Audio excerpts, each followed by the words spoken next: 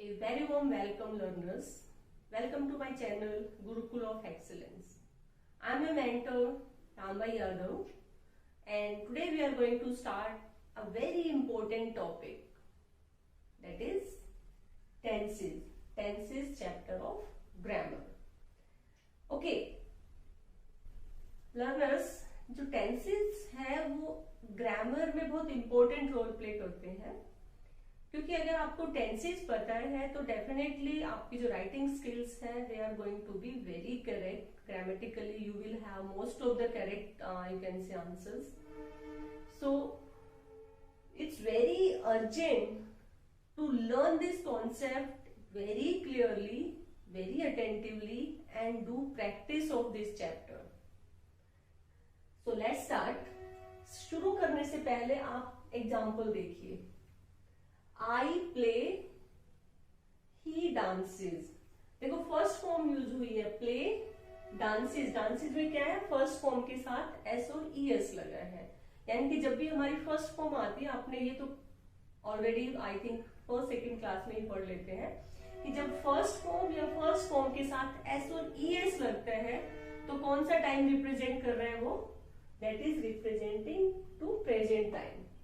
और उस टेंस को क्या बोलेंगे, प्रेजेंट टेंस. अब सेकेंड एग्जांपल देखिए. I played, he danced. यानी second form of verb use हो रही है. I played, he danced. यानी कि सेकेंड फॉर्म जब आती है तो वो that refer to past time. ये पास्ट टाइम को इंडिकेट कर रही है. और जब पास्ट टाइम को इंडिकेट अगर वर्ब कर रही है तो कौन सा टेंस होगा, that will be past tense. अब तीसरा एग्जाम्पल देखिए. I will play, I will dance. यानी कि जो फर्स्ट फॉर्म के साथ विल आ गया यानी कि फ्यूचर को इंडिकेट कर रहा है. तो this refer to future time. Okay, so which tense it would be, it would be future tense. तो आप टेंस किसको बोलोगे, The tense of a verb shows the time of an action or event. कि time अगर present में कोई action हुआ है तो प्रेजेंट टेंस होगा, पास्ट में हुआ है तो पास्ट टेंस होगा, और फ्यूचर में अगर होने वाला है तो वो फ्यूचर टेंस होगा. तो हमारा जो टेंस है वो क्या शो करता है, it shows the time of an action और इवेंट. ओके, अब उसके आगे बढ़ते हैं. देखिए नेक्स्ट एग्जांपल. आई राइट. आई राइट है, मैं लिखता हूं. क्या आपको पता लग रहा है कि काम कंप्लीट हुआ है या नहीं हुआ है? ये तो पता है कि प्रेजेंट में कोई काम है, लेकिन हमें ये नहीं पता कि वो कंप्लीट हुआ और इनकम्प्लीट है. यानी कि प्रेजेंट है और साथ में we are not sure whether it's completed और इनकम्प्लीटेड, यानी इनडेफिनिट है. तो कौन सा टेंस बोलेंगे, प्रेजेंट इंडेफिनिट. नेक्स्ट देखिए. आई एम राइटिंग. आईएनजी जो आता है, ING form means continuous, work in action. तो यानी कि प्रेजेंट टेंस से एम है, इजेमार प्रेजेंट टेंस में आता है. यानी कि प्रेजेंट में काम चल रहा है, कंटिन्यू हो रहा है. तो कौन सा टेंस हो जाएगा, प्रेजेंट कॉन्टिन्यूअस. नेक्स्ट एग्जाम्पल देखिए. I have written. Has have आता है यानी कि काम कंप्लीट हो गया है, और हैज हैव हमेशा आता है प्रेजेंट टेंस में.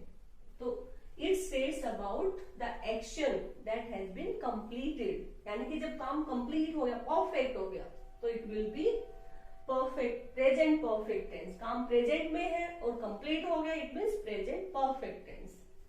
नेक्स्ट एग्जाम्पल देखिए. I have been writing.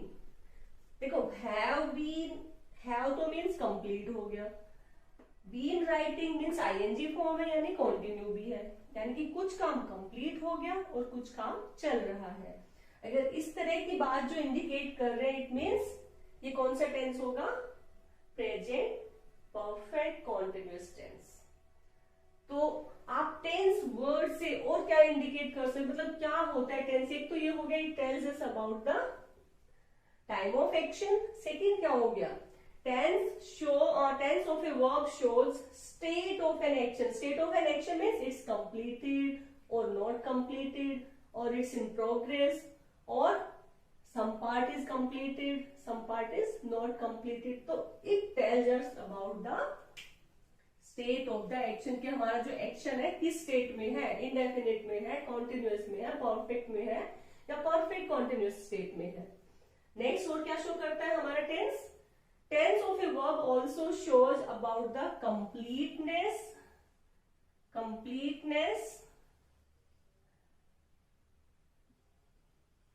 और इनकम्प्लीटनेस ऑफ एन एक्शन, कि कोई कंप्लीट हुआ है एक्शन या इनकम्प्लीट. जैसे कि हमारा प्रेजेंट इंडेफिनिट है और या प्रेजेंट परफेक्ट कॉन्टिन्यूअस, ये हमारे इनकम्प्लीट है, यानी कुछ हो गया कुछ नहीं हुआ इसमें, और इसमें तो हमें डेफिनेटली नहीं, we are not so sure.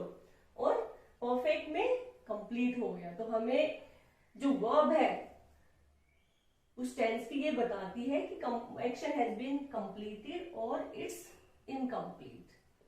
सो अब आगे नेक्स्ट एग्जांपल्स लेते हैं. लेट्स सी. तो डियर लर्नर्स, जैसे प्रेजेंट टेंस के चारों फॉर्म्स थी, उसी तरह अभी पास्ट टेंस देखिए. आई रोट मीन्स ये तो पता लग रहा है कि मैंने लिखा पास्ट टेंस में, लेकिन ये कुछ क्लियर नहीं हो रहा कि कब लिखा. It's not definite, so it will be past indefinite. Second, I was writing. Was है, पास्ट टेंस है, आईएनजी है, यानी कि एक्शन पास्ट में चल रहा था, यानी कि कौन सा टेंस हो जाएगा? Past continuous tense. I had written. Had means past में काम हो चुका, पास्ट में एक्शन कंप्लीट हो चुका है, तो कौन सा टेंस होगा? पास्ट परफेक्ट, यानी काम पास्ट में कंप्लीट हो चुका है. I had been writing. Had means perfect, writing means चल रहा है, यानी कि एक्शन कुछ पास्ट में कंप्लीट हो गया और कुछ action is still going on. ठीक है, तो past perfect continuous means past में कुछ काम कंप्लीट हो गया था, कुछ चल रहा था, अभी नहीं हो रहा, ये पास्ट में ही कुछ हो चुका था, कुछ चल रहा था. ओके.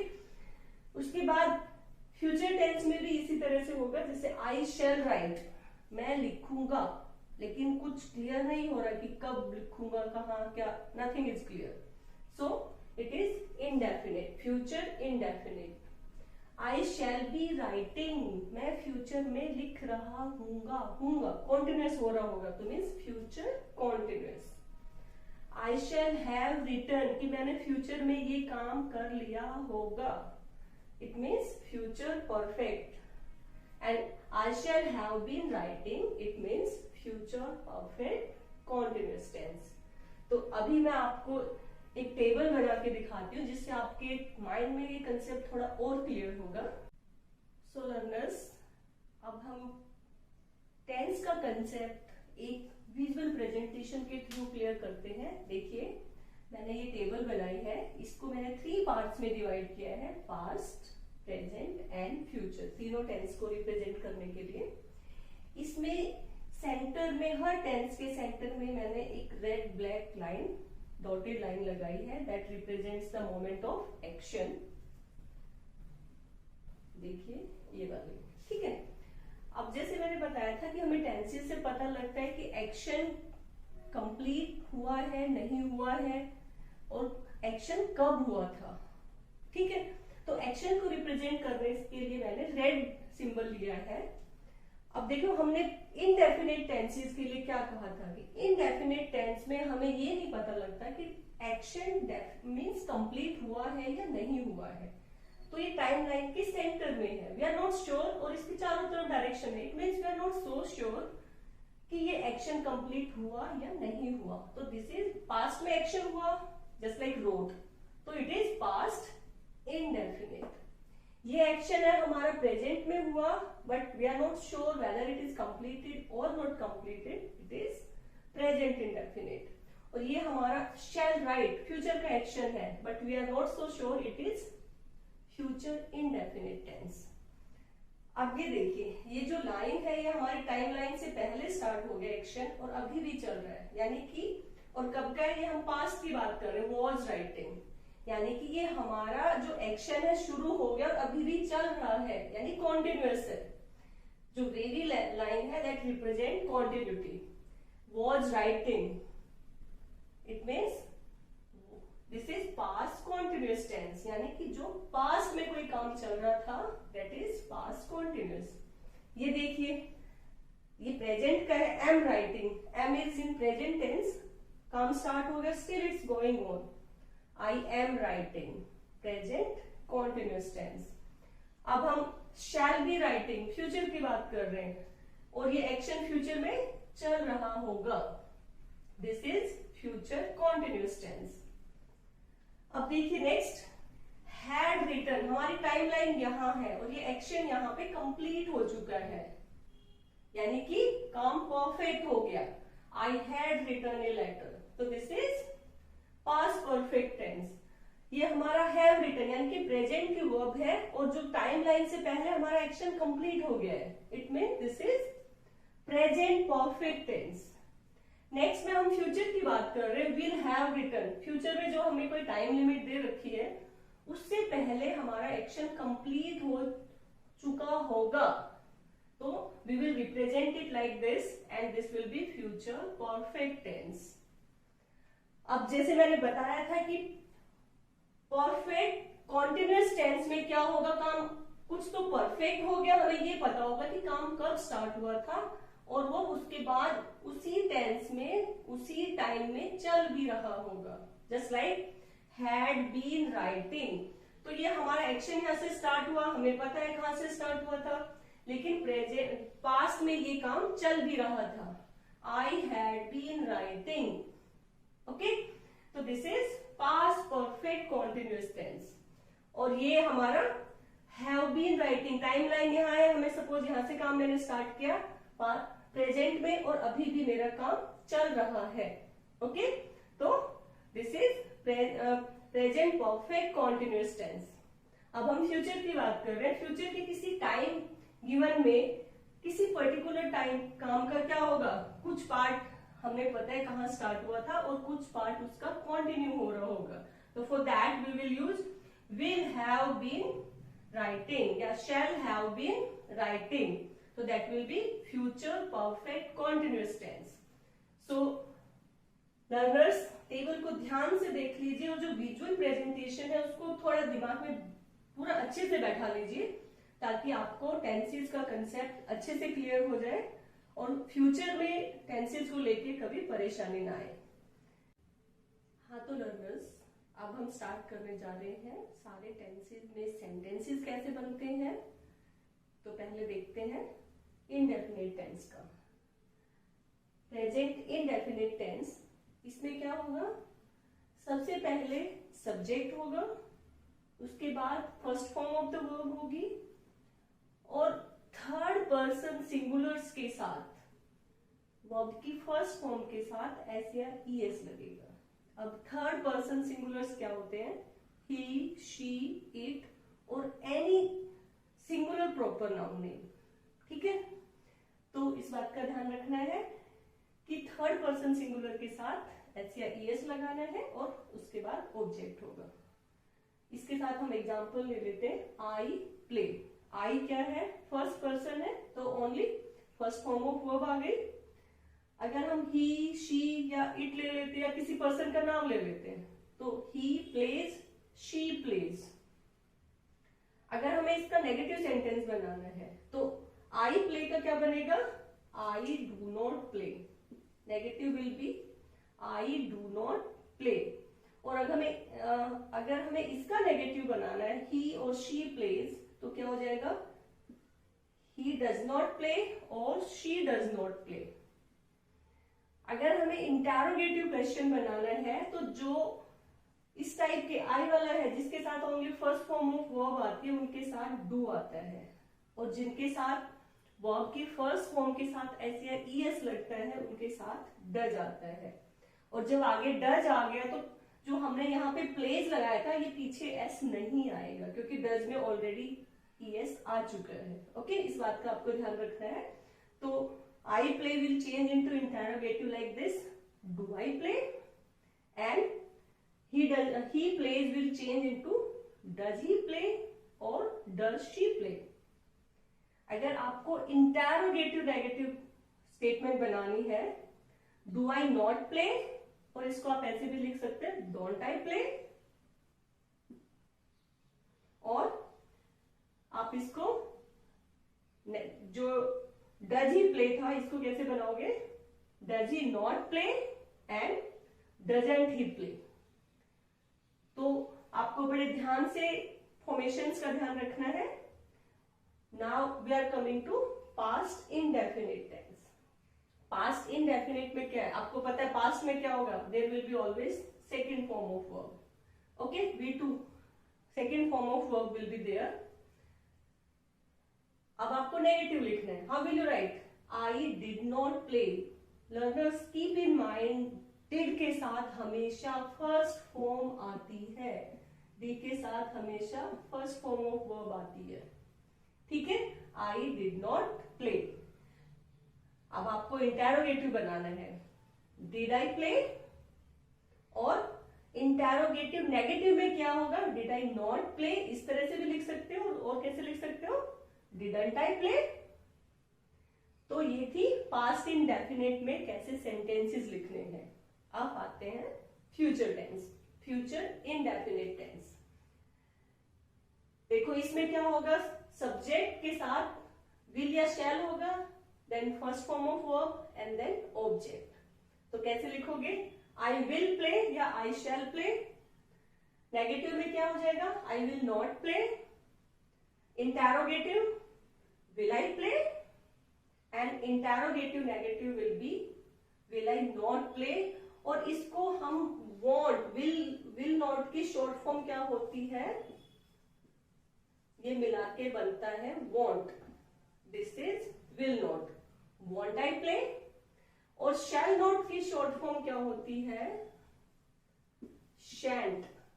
इसको शॉर्ट करके contracted form is shan't I play। तो इस तरह से हम तीनों इंडेफिनिट टेंसेस में सेंटेंसेस लिखेंगे। अब हम चलते हैं इन तीनों के यूजेस क्या है। तो लर्नर्स चलिए अब हम इनडेफिनिट टेंसेस के यूजेस देख लेते हैं। सबसे पहले present indefinite tense.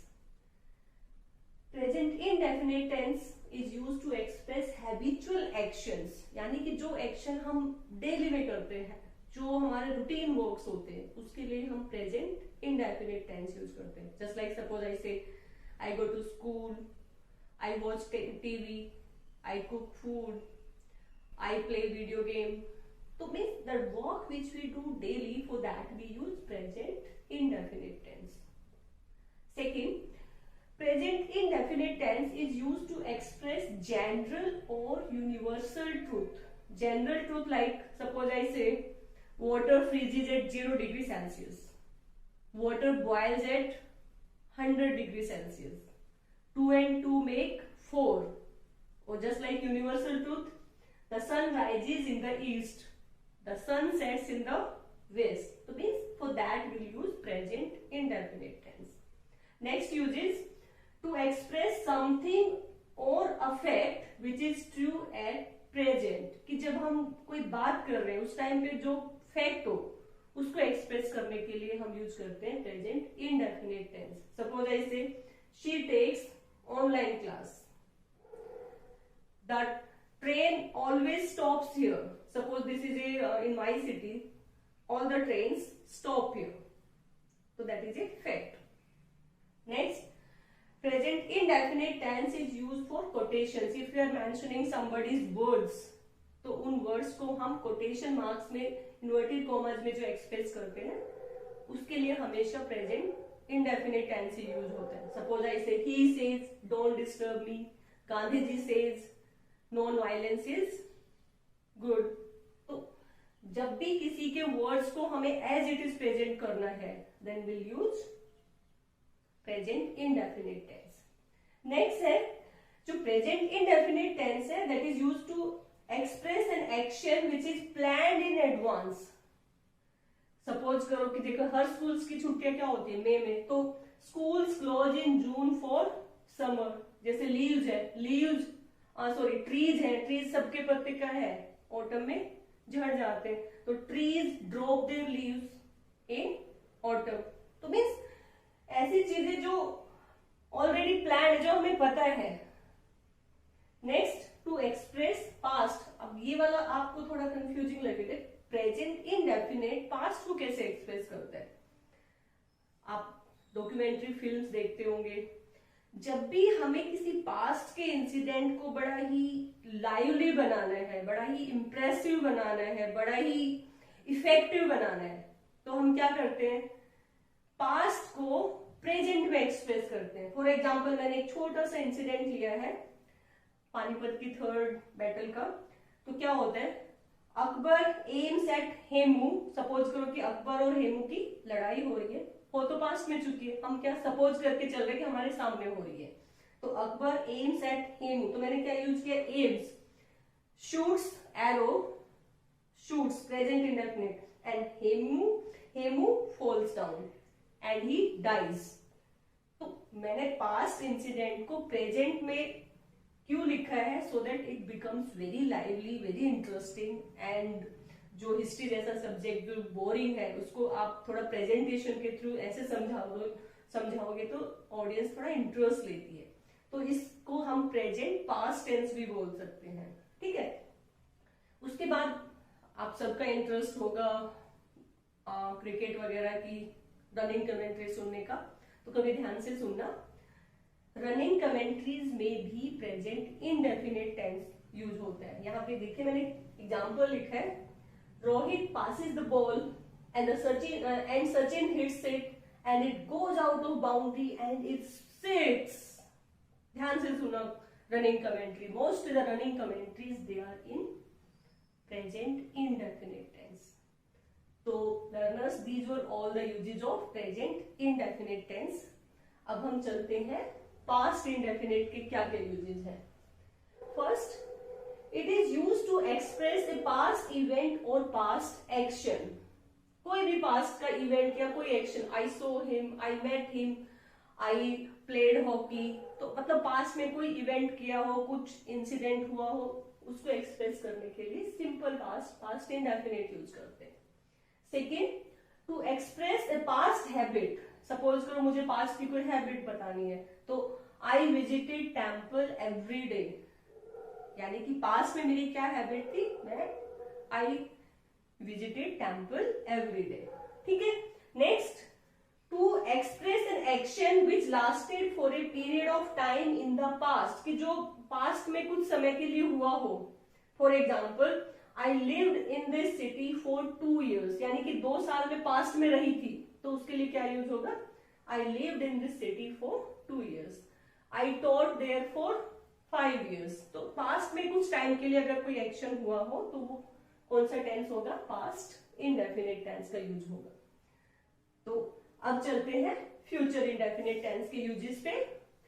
It is use to denote a future action और इवेंट, कि फ्यूचर का कोई एक्शन या कोई इवेंट जो होने वाला है उसको अगर एक्सप्रेस करना है तो हम यूज करते हैं फ्यूचर इंडेफिनिट। सपोज करो, I shall go to market tomorrow, मैंने प्लान किया कि मैं कल मार्केट जा रही हूँ, तो I shall go to market tomorrow. I shall play cricket tomorrow. कोई भी फ्यूचर की अगर आपको डिनोट करना है कोई एक्शन, कोई event, you can use it future indefinite. ये बहुत इंपॉर्टेंट है, ये वाला जो पॉइंट है ये कॉम्पिटिटिव एग्जाम्स में भी आ सकता है। It is use to denote the principal clause in a conditional sentence. आपने देखा होगा कंडीशनल सेंटेंसेस पढ़े होंगे, ध्यान से देखो इस सेंटेंस को। If he works hard he will pass the examination, he will pass the examination, this is the main clause, this is the principal clause, you can say, okay. और ये इसका एक यूज है यहाँ पे प्रेजेंट इंडेफिनिट का, ये use है, बहुत इंपॉर्टेंट यूज है, ये कंडीशनल क्लॉज है। अगर मैं कहती हूँ कि he will pass, if he will work hard, he will pass the examination, अगर मैं यहाँ पे will लगा देती हूँ तो ये सेंटेंस रॉन्ग हो जाएगा। प्रिंसिपल क्लॉज में फ्यूचर टेंस आएगा और जो सबऑर्डिनेट क्लॉज है उसमें अगर मैंने फ्यूचर टेंस लगा दिया तो गलत हो जाएगा। करेक्ट क्या होगा, if he works hard he will pass the examination। तो इस तरह का और फॉर एग्जाम्पल देखिए, जैसे कि मैं कहती हूँ कि if I go to market I bring a gift for you. If I go to market, अगर मैंने इसकी जगह बोल दिया if I will go to market I will bring a gift for you, तो ये सेंटेंस गलत होगा। ठीक है, तो फर्स्ट पार्ट में क्या याद रखना, इफ क्लोज में प्रेजेंट इंडेफिनिट होना चाहिए। If I go to market, अगर मैं कहती हूँ if we walk fast we will catch the train, ठीक है यार, अगर मैं इसकी जगह बोलते हैं if we will walk fast we will catch the train, ये सेंटेंस गलत होगा। तो हमें ध्यान रखना है जो कंडीशनल सेंटेंसेस होती है इफ वाले, उसमें जो मेन क्लॉज है, प्रिंसिपल क्लॉज है, वो तो फ्यूचर टेंस में होगा, और उसका जो सबऑर्डिनेट क्लॉज है, जो दूसरे वाला पार्ट है, इफ वाला पार्ट है, वो सिंपल प्रेजेंट टेंस में होगा। तो I hope usage of indefinite tenses is clear to you. Now let's move to continuous tenses. अब हम continuous tense में sentences कैसे लिखते हैं, let's see the structure of the sentence. सबसे पहले present continuous tense में सबसे पहले subject होगा, and according to subject helping verb is, am, are as per subject use होगी। उसके बाद first form of verb with ING and then there is object. जैसे अपना पहले वाला एग्जांपल ही लेके चल रहे हैं, आई एम प्लेइंग, और negative sentence I am not playing, and if it is interrogative am I playing, and interrogative will be am I not playing. और अगर आपको एम के साथ ही नोट लगाना है then it will be I and playing, I and I playing, it will be I and I playing. Okay, so अब आते हैं पास्ट कंटिन्यूअस पे, कैसे सेंटेंस बनना है। It will be subject and then there will be helping verb was और verb according to the subject, then first form of verb with ING and then object if it is there in the sentence.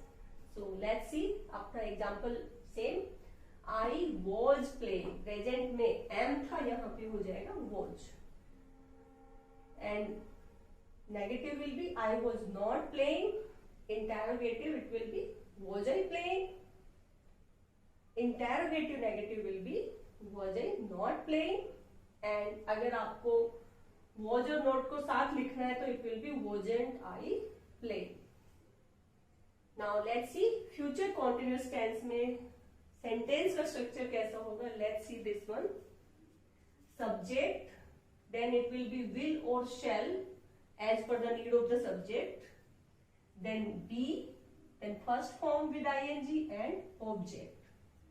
सो कैसे change होगा same sentence, I will be playing, I will not be playing, negative sentence, will not को आप short में won't भी लिख सकते हो, this one I won't be playing। Okay, question mark कैसे बनाओगे, will I be playing, and interrogative negative में क्या होगा, will I not be playing, और it be won't I be playing, और इसकी जगह shall होता तो shall की शॉर्ट फॉर्म क्या हो जाती, shall not की, that will be shan't, shan't I be playing। तो ये था अपना स्ट्रक्चर कॉन्टिन्यूअस टेंस में।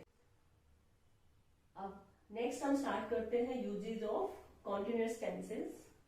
तीनों tenses present continuous, past continuous and future continuous tense के यूजेस अब हम करने जा रहे हैं। Let's see the uses of present continuous tense. सबसे पहले जो भी एक्शन जब हम बात कर रहे हैं उस टाइम पे हो रहा होता है, उस एक्शन के लिए हम यूज करते हैं प्रेजेंट कॉन्टिन्यूअस टेंस। जैसे मैं बोलती हूँ कि I am teaching you, I am teaching, this is present continuous. You are listening to me, you are attending the class, this is the fact which is going on at the moment we are speaking. Now come to the next part. It is used to express an action in progress in present but may not be when speaking. कि कई बार क्या होता है कि कोई काम जरूरी नहीं जब हम बोल रहे हैं तो चल रहा हो, लेकिन वो प्रेजेंट में चल रहा है। जैसे कि आप सपोज करो 10th क्लास में है और आपसे पूछे क्या कर रहे हो, तो आप क्या कहोगे? I am preparing for my boards. आपको किसी कंपटीशन की तैयारी करनी है तो I am preparing for my competition. तो जब वो कोई आपसे बात कर रहा है उस टाइम आप वो काम नहीं कर रहे होते, लेकिन प्रेजेंट में वो चीज चल रही होती है, तो it is use for that. Next देखिए, to express a definite arrangement in the near future. कि कई बार क्या होता है, जैसे कि आपने कोई प्री प्लान चीजें कर रखी है, things which you have already fixed for the future. Suppose करो आपने सोचा है कि कल मैं दिल्ली जाऊंगी, आपने फाइनल कर रखा है, तो I will go to Delhi. Future tense use करने की बजाय आप प्रेजेंट कॉन्टिन्यूअस टेंस भी यूज कर सकते हो when the things are pre plan. I am going to Delhi tomorrow. Okay, जैसे we are celebrating Diwali in November. November is coming in future, but we can use present continuous tense because it is already planned in that. Now next, to express undesirable habits। जो हमारी negative habits हैं, undesirable habits हैं, उनको express करने के लिए हम present continuous tense का यूज करते हैं। Suppose he is always disturbing others, he is always calling me, he is always wondering in the corridors. So these are the examples of uses of present continuous tense। चलिए अब move करते हैं uses of past continuous tense। तो first use is to express an action that was in progress at some time in the past. हमें past का कोई time दे रखा है, उस टाइम क्या एक्शन प्रोग्रेस में था, उसके लिए हम पास्ट कंटिन्यूअस यूज करते हैं। जैसे कि I was speaking I was sleeping at 10 PM। कि कल का कोई टाइम दे रखा है, yesterday at 10 PM I was sleeping। Suppose करो कि मैं बोलती हूँ कि in the afternoon yesterday I was watching a movie। तो यानी कि कोई भी टाइम दे रखा है और उस टाइम हम क्या कौन सा एक्शन चल रहा था, उसके लिए पास्ट कॉन्टिन्यूअस यूज करेंगे। सेकेंड क्या होता है, it is use to express two or more actions in progress at the same time. कि दो एक्शन दे रखे हैं, दोनों में साइमल्टेनियसली क्या क्या चल रहा था। Like while I was speaking you were listening. कि जब मैं बोल रहा था आप सुन रहे थे। While my mother was washing the clothes I was doing kitchen work. Okay, when my brother was doing his maths work I was doing my science work। तो मीन्स दो वर्क साइमल्टेनियसली क्या चल रहे थे उसको एक्सप्रेस करना हो तो हमें पास्ट कॉन्टिन्यूअस का यूज करना है। Next, past continuous tense is use to express undesirable habits. देखो प्रेजेंट के जो अनडिजायरेबल हैबिट्स है उनको प्रेजेंट कॉन्टिन्यूअस टेंस के थ्रू एक्सप्रेस करते हैं, और पास्ट के जो अनडिजायरेबल हैबिट्स है they are use to for that we use past continuous tense। just like he was always disturbing others। अगर प्रेजेंट में है तो he is, पास्ट में हो गया तो he was always disturbing others, he was always wandering in the corridors, he was always making me phone calls। तो these are the uses of past continuous। now let's move on to future continuous। अब future continuous it is used to express an action that will be going on at some time in the future। कि future में कुछ काम हो रहा होगा उसको express करने के लिए फ्यूचर कॉन्टिन्यूअस टेंस यूज करते हैं। Just like I shall be playing hockey tomorrow evening. कि मैंने टुमारो इवनिंग का कोई टाइम सोचा है, तो what I shall be doing, I shall be playing hockey tomorrow evening. Suppose करो इस बार आप 10th क्लास में हो तो I will be doing class 11th next year। Okay, so these are the uses of continuous tenses। now next move on to next tenses। now let's see the sentence structure when we make sentences in perfect tense। first of all Present perfect tense. How will you frame sentence? First it will be subject, then has or have according to subject, and with has or have and had it is always third form of the verb. ये हमेशा याद रखनी है, जब भी has, have या had होगा इनके साथ third form of verb use होती है.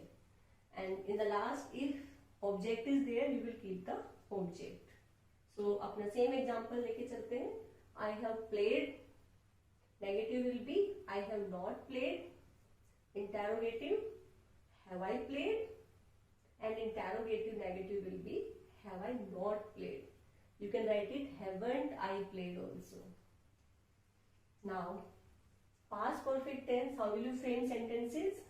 First it will be subject, उसके बाद past में had होगा, had के बाद third form and then object. Sentence will be I had played, I had not played in negative, question mark will be had I played, and interrogative negative will be had I not played. You can write it hadn't I played also. Now let's move on to future perfect tense. How the sentence is to be framed. सबसे पहले subject होगा, then will or shall, then have, and then third form of verb, and object if it is there you can put in the last. So sentence will be I will have played. Negative will be I will not have played, और will not को आप short में won't भी लिख सकते हैं. And interrogative sentence will be will I have played, and interrogative negative will be will I not have played, और will not को इकट्ठा लिख के लिखना है तो won't I have played. So this way you will make sentences in perfect tense. So now we are starting the uses of perfect tense. सबसे पहले present perfect tense का यूज कर लेते हैं. Present perfect tense is used to denote an action which has just been completed. यानी कि जो action just अभी complete हुआ है, जैसे अभी हमने कौन सा tense किया है, uses of continuous tense. तो we have done uses of present continuous tense. So it will be used like this. Second, it is used to express an action having taken place in the past and continuing in the present. कि जो past में हुआ और अभी भी चल रहा है, उस action के लिए हम यूज करते हैं present perfect tense. For example, I have lived here for 10 years. इसका मतलब मैं पिछले 10 साल से यहाँ रह रहा हूँ. तो अभी भी मतलब 10 साल से रह लिया और अभी भी रह रहा हूँ. I have been working hard, कि मैंने पहले भी किए और अभी भी I have been working hard for 10 years. यानी कि 10 साल से कर रहा हूँ और अभी भी कर रहा हूँ. Okay. Next, present perfect continuous tense is used with words like yet, so far, ever since, already, just now, presently, once, twice, etc. Just like I have done tenses. यानी कि just I have done this exercise so far. I have already learned this chapter. So when these words are there, we will use present perfect tense. अब इसके बाद आते हैं uses of past perfect tense. First use है, it is used to express an action which had been completed before another action had begun.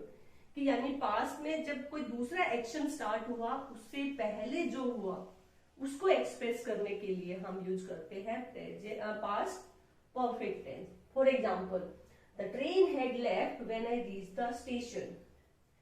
यानी कि पहले क्या हुआ, ट्रेन चली गई थी, दूसरा एक्शन क्या हुआ, आई reach the station.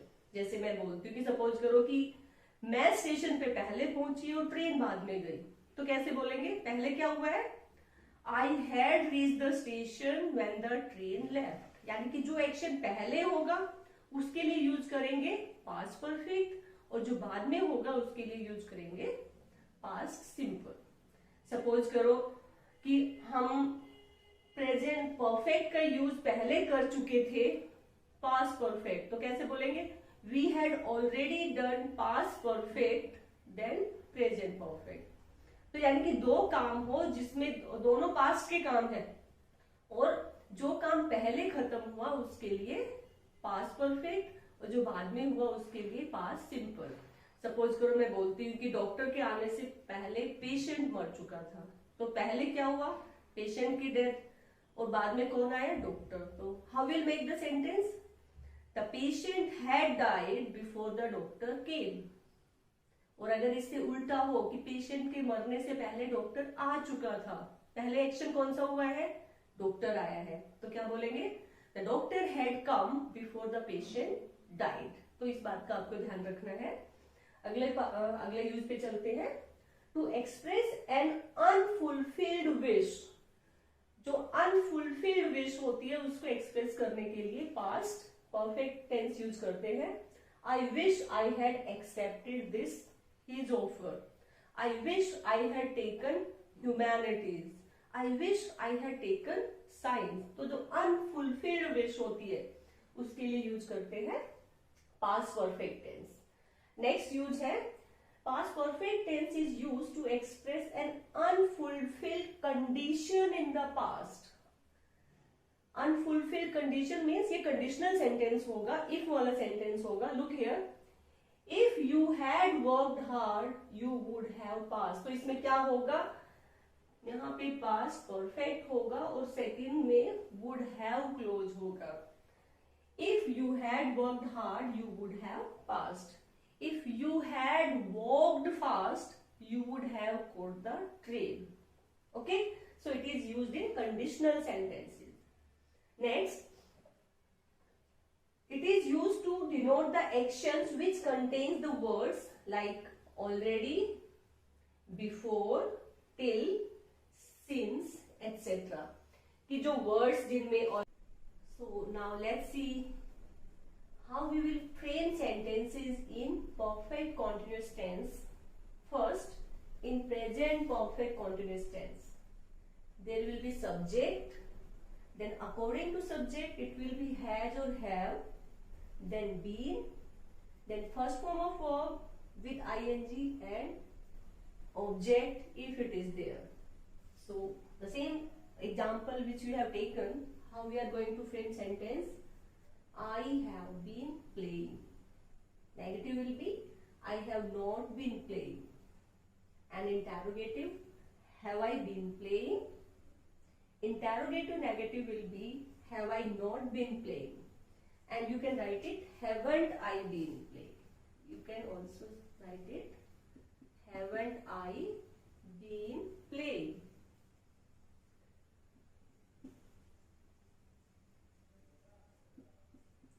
Now let's move on to past perfect continuous tense. We'll frame the sentence. First it will be subject, then had, then been, then first form of the verb with ing, and in the last object if it is there. So the sentence will be I had been playing. Negative, I had not been playing. And interrogative is had I been playing, and interrogative negative will be had I not been playing, or you can write hadn't I been playing. You can write had and not together, hadn't I been playing.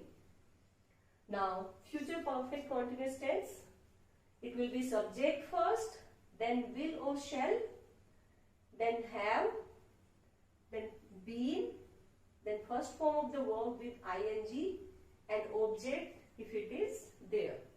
So the sentence you will frame will be like this: I will have been playing. Negative will be I will not have been playing. And interrogative will be will I have been playing, and interrogative negative will be will I not have been playing.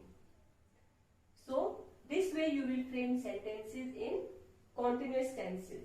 तो अब हम move करते हैं on the uses of perfect continuous tense. पहला है present perfect continuous tense. सो जैसे कि नाम इंडिकेट कर रहा है, प्रेजेंट में एक्शन हुआ है, परफेक्ट हो गया कुछ एक्शन तो, और कुछ कंटिन्यू हो रहा है, यानी कि कुछ काम कंप्लीट हो गया और some part of the action is in progress. So it is used to express the action which began in the past but is still going on, कि जो हमारा एक्शन है वो पास्ट में स्टार्ट हुआ था और उसका कुछ पार्ट अभी चल रहा है। For example, she has been playing since morning, कि उसने खेलना कब स्टार्ट किया था, when did she start playing, she started in the morning, and since now means since morning she is playing and still she is playing, कि morning में खेलना start किया था और अभी भी खेल रही है। So she has been playing since morning, I have been teaching you for half an hour, for 1 hour. तो अब देखो, पहले सेंटेंस में मैंने यूज किया सिंस और सेकंड में मैं यूज कर रही हूँ फॉर। इसे आप पहले कि हम आगे बढ़े, पहले सिंस और फॉर का डिफरेंस क्लियर कर लेते हैं। Look at the sentences, I have been working since morning and I have been working for 2 hours. अब यहाँ पे है सिंस मॉर्निंग और यहाँ पर है फॉर 2 आवर्स। सिंस और फॉर में डिफरेंस क्या है? सिंस बताते मैंने काम कब करना स्टार्ट किया था, वर्क करना कब स्टार्ट किया था, मॉर्निंग में। तो it is telling me the point of time when the action began. And second में I have been working for 2 hours. 2 hours मुझे क्या शो कर रहा है? Duration, that is period of time. तो for is use to indicate period of time और the action of time. So since or for, suppose I say कि I have been teaching since 2002, और अगर मैं बोलती हूँ I have been teaching for 20 years, so 20 years is the duration and since 2002 अगर मैं बोलती हूँ that is the point of time when the action began. Okay, so इसी तरह सपोज करो यहाँ कोई एक्शन स्टार्ट हुआ, सपोज ऐसे कि I have been taking his facilities since Diwali, since new year, since 14th of this month, means कोई भी पॉइंट ऑफ टाइम मैंने ले लिया, सिंस जनवरी, सिंस फरवरी, तो then it will be since. और मैंने ड्यूरेशन ले लिया for 5 months, for 1 day, for 2 hours, for 10 years, for a decade, for a century. अगर इस तरह से लेती हूँ तो 4 आएगा। तो I think since and for का यूज आपको क्लियर हो गया होगा। नाउ आगे बढ़ते हैं। हमारा नेक्स्ट यूज है present perfect tense is used to express an action which began in the past and had just completed but whose result is still in the present, कि काम तो पास्ट में स्टार्ट हुआ था लेकिन वो कंप्लीट भी पास्ट में हो गया, लेकिन उसका जो इफेक्ट है वो अभी भी चल रहा है। For example, I have been working since morning and I am tired now, कि मैं मॉर्निंग से काम कर रही हूँ इसलिए मैं अब थक गई हूँ। Suppose I say the players have been resting, the players have been playing since morning, That's why they are resting now, कि वो सुबह से ही खेल रहे थे इसलिए अब थक गए, उसका अभी भी उसका इफेक्ट चल रहा है, that's why they are resting now. The players have been playing since morning, या for 10 hours, 4 hours, 3 hours, depending, take whatever. Okay, and they are playing, they are resting now. Okay, now next use.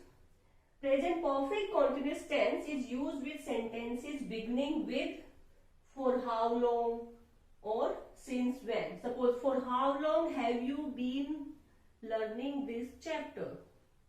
For how long have you been learning this chapter? So, or since when have you started the online, since when have you been taking online classes? Okay, so for how long और since when जब भी किसी sentence के starting में आते हैं तो कौन सा टेंस आएगा? Present perfect continuous tense. चलिए अब आगे बढ़ते हैं। Past perfect continuous tense, it is used to denote an action that had been going on for some time before another action took place in the past, यानी कि past में जब दूसरा एक्शन स्टार्ट किया उससे पहले कोई पहला एक्शन कंटिन्यू हो रहा था, for that we use past perfect continuous tense. For example, we had been discussing on this topic for 2 hours when you joined me. तो पहला कौन सा एक्शन चल रहा था? Discussion on this topic. और दूसरा क्या हुआ? You joined us. Okay, so the government had been doing very well when the chief minister was elected.